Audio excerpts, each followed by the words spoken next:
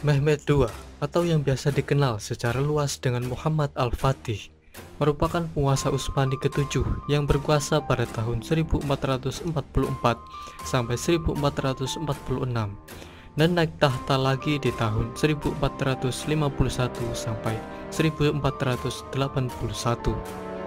Pencapaiannya yang paling terkenal adalah penaklukan Konstantinopel pada tahun 1453 yang mengakhiri Kekaisaran Romawi Timur. Dan karena itu, ia pun mendapat julukan Sang Penakluk atau Al-Fatih. Mehmed dikenal sebagai pemimpin yang cakap dan ahli dalam bidang militer, ilmu pengetahuan, matematika, dan menguasai 6 bahasa saat berumur 21 tahun. Dia dikenal sebagai pahlawan di Turki maupun dunia Islam. Dalam sejarah Islam, Mehmed dikenal sebagai salah seorang pemimpin yang hebat, sebagaimana Sultan Salahuddin Al-Ayyubi dan Sultan Saifuddin Mahmud Al-Qutus. Dan berikut ini adalah sejarah riwayat hidup Muhammad Al-Fatih selengkapnya.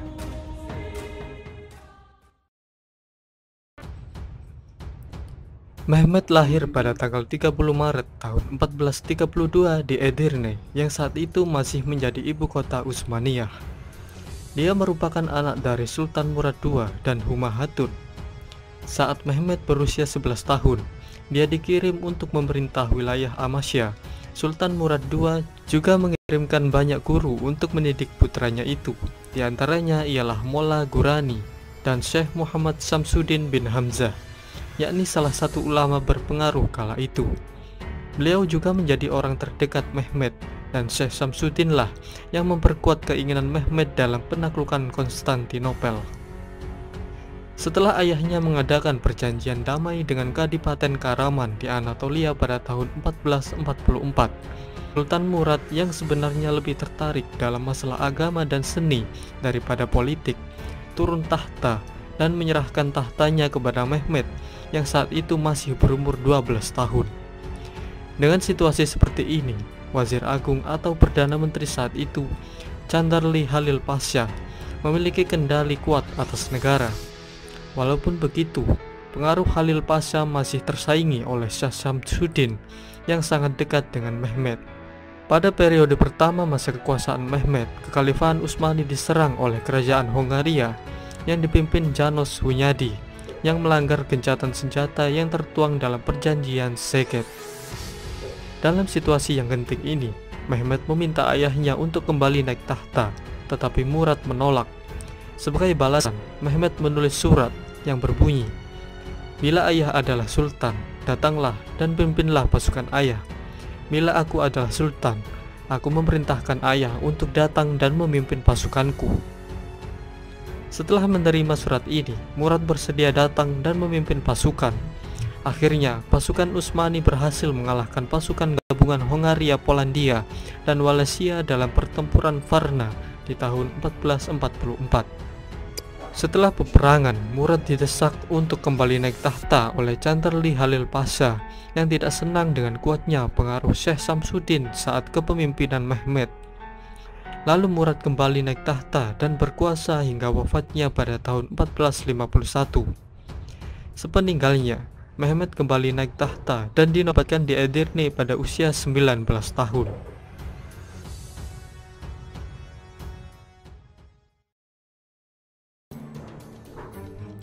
Sebelum Mehmed berkuasa, kota Konstantinopel telah melalui berbagai upaya penaklukan yang telah dilakukan oleh banyak pihak, termasuk para pemimpin muslim dari generasi ke generasi, yang diawali oleh Muawiyah bin Abi Sufyan. Namun semua upaya itu gagal. Meski begitu, sebelum tahun 1453, hanya satu kali kota ini berhasil ditaklukkan, yakni pada masa Perang Salib keempat. Tapi setengah abad kemudian, pihak Nisea berhasil merebut kembali Konstantinopel dan memulihkan kekuasaan Kekaisaran Romawi Timur di tahun 1261.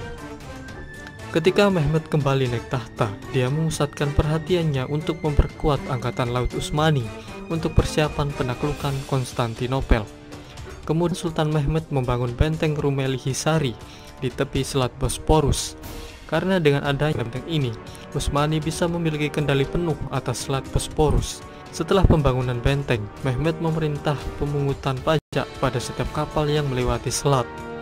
Namun pihak Venesia mengabaikan peraturan tersebut, dan akibatnya kapal mereka tenggelam hanya dengan satu tembakan meriam, dan semua awak kapal yang selamat dihukum penggal, kecuali kapten kapal yang jasadnya dipajang sebagai peringatan bagi mereka yang melewati selat. Saat pasukan Utsmani bergerak menuju Konstantinopel, Syekh Samsudin menemukan makam Abu Ayyub al-Ansori, seorang sahabat Nabi yang meninggal dalam pengepungan Konstantinopel di abad ke-7. Pada tahun 1453, Sultan Mehmed memulai pengepungan Konstantinopel dengan pasukan berjumlah antara 80.000 sampai 200.000 orang, artileri dan 320 kapal. Dan pada awal April, upaya penaklukan Konstantinopel pun dimulai. Pada awalnya, tembok kota dapat menahan pasukan Utsmani, meskipun Sultan Mehmed telah menggunakan meriam yang dibuat oleh Orban, seorang insinyur dari Transilvania. Dalam pengepungan ini, pihak Romawi Timur meminta bantuan dari negara barat, tetapi Paus memberikan persyaratan agar gereja Ortodoks Timur bersedia bergabung di dalam kewenangan kepausan di Roma. Pihak Romawi Timur pun akhirnya setuju. Lalu beberapa pasukan barat datang memberikan bantuan, tapi sebagian besar penguasa di barat sibuk dengan urusan masing-masing dan mengabaikan nasib Konstantinopel. Pada tanggal 22 April, Mehmed memerintahkan agar kapal perang yang lebih ringan segera diangkat ke daratan. 80 kapal diangkat dari Selat Bosporus dan melintasi jalur sepanjang kurang lebih 1 mil yang dibuat dengan kayu. Sekitar sebulan kemudian, Konstantinopel akhirnya berhasil ditaklukkan pihak Utsmani setelah 57 hari pengepungan. Setelah penaklukan ini, Mehmed memindahkan ibu kota Utsmani dari Edirne ke Konstantinopel.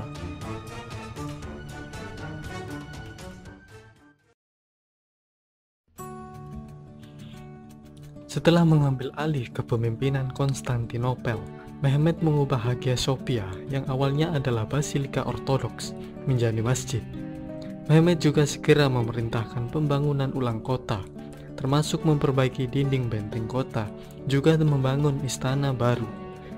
Mehmed juga memerintahkan pendirian bangunan muslim dan komersial, seperti Masjid Rum Mehmed Pasha. Dari sini, kota berkembang dengan cepat, dan pada 50 tahun mendatang, Konstantinopel menjadi kota terbesar di Eropa. Pada usia 21 tahun, Mehmed sudah menguasai bahasa Turki, Arab, Persia, Serbia, Yunani, dan Latin.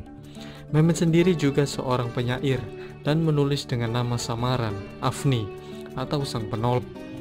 Pada masa kekuasaannya, Mehmed mengumpulkan para ulama dan turut menyaksikan diskusi mereka terkait permasalahan agama. Ilmu matematika, astronomi, dan agama mencapai titik puncak pada masanya. Mehmed mengundang ilmuwan dan astronom muslim di istananya. Ia juga mulai membangun universitas, masjid, air mancur, dan istana Topkapi. Di sekitar Masjid Fatih, Mehmed memerintahkan pembangunan 8 madrasah yang selama seabad menjadi lembaga pendidikan Islam tertinggi di Kekaisaran. Mehmed kemudian membangun dinding untuk menutup istananya. Tidak seperti pendahulunya, Mehmed tidak lagi dapat dijangkau oleh kalangan umum maupun pejabat rendah. Dalam masalah keagamaan, Mehmed memberikan ruang kebebasan beragama pada rakyatnya yang majemuk, asalkan mereka mematuhi perintahnya.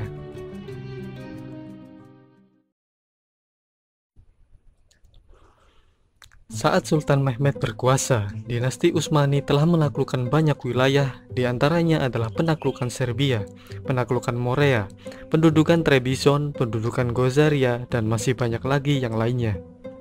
Tapi di antara peristiwa penaklukan tersebut, penaklukan Wallachia lah yang lebih populer, karena pihak Utsmani saat itu melawan Dracula yang sadis. Seperti inilah kisahnya. Sejak awal abad ke-15, pihak Utsmani selalu berusaha menguasai Wallachia dengan mencampuri urusan politik dalam negeri mereka, tetapi selalu berakhir dengan kegagalan.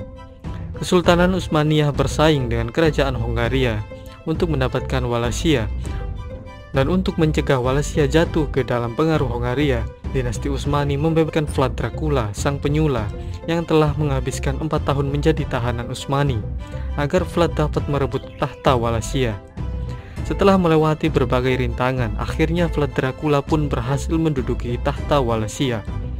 Dan di tahun 1459, Sultan Mehmed mengirim utusan kepada Vlad yang membawa perintah agar dia segera membayar upeti yang tertunda sebesar 10.000 dukat dan 500 orang untuk bergabung dengan angkatan perang Utsmani. Tapi Vlad menolak, lalu membunuh utusan Utsmani yang datang dan kepala mereka dipaku. Karena utusan tersebut menolak melepas penutup kepalanya, karena mereka melepas tutup kepala hanya di hadapan Allah. Setelah itu, Mehmed mengutus Adipati Nikopolis, Hamzah Pasha, untuk membuat damaian dan jika memungkinkan menyingkirkan Vlad.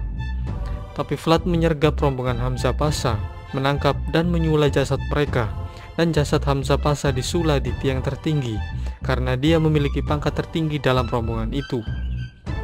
Pada musim dingin tahun 1462, Vlad melintasi sungai Danube dan membakar seluruh tanah Bulgaria.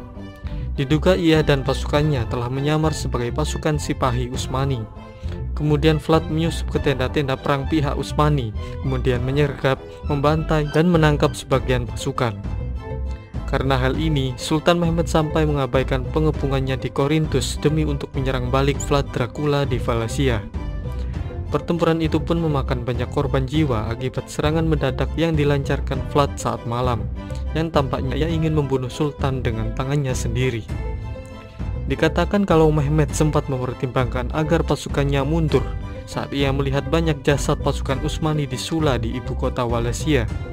Tapi para komandan perangnya meyakinkan sang sultan untuk tetap tinggal, dan Vlad Dracula pun akhirnya mundur ke pegunungan setelah ia dikhianati oleh para bangsawan dan diserang oleh sekutunya sendiri.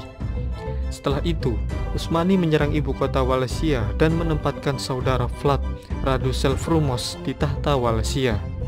Vlad sendiri melarikan diri ke Hongaria, dan setelah itu ia justru ditahan setelah didakwa melakukan pemberontakan melawan Matyas Hunyadi, Raja Hongaria dan Kroasia.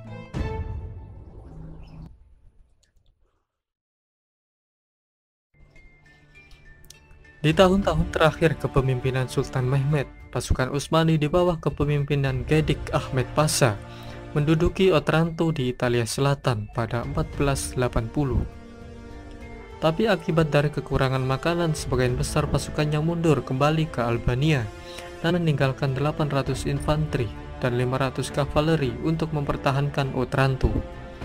Karena khawatir kalau Roma akan ditaklukkan juga, Paus Sixtus IV menyatakan panggilan perang salib. Beberapa negara kota di semenanjung Italia, begitu juga Prancis dan Hongaria memenuhi panggilan tersebut. Pengepungan kota pun dimulai pada 1 Mei 1481. Pada tahun yang sama, Mehmed sendiri bergerak memimpin pasukan, tetapi dia sakit saat sampai Matepe. Saat itu Mehmed berusaha melakukan penaklukan terhadap Rhodos dan Italia Selatan. Tetapi sebagian sejarawan berpendapat kalau peperangan selanjutnya diarahkan untuk menundukkan Mesir yang saat itu dikuasai Kesultanan Mamluk, juga mengambil gelar khalifah yang dipegang dinasti Abbasiyah yang hidup di Mesir dalam perlindungan Mamluk sejak tahun 1261. Tak lama kemudian, Sultan Mehmed pun tutup usia pada tanggal 3 Mei tahun 1481 di usia 49 tahun. Menurut pendapat sejarawan Colin Haywood, Mehmed meninggal karena diracun putra tertuanya, Bayezid. Berita kematian Sultan Mehmed menggembirakan Eropa. Lonceng gereja didentangkan dan perayaan digelar. Di Venesia, berita itu disebarkan dengan pernyataan La Grande Aquila è morta, atau Sang Elang Agung telah mati. Sultan Mehmed sendiri kemudian dikebumikan di kompleks Masjid Al-Fatih.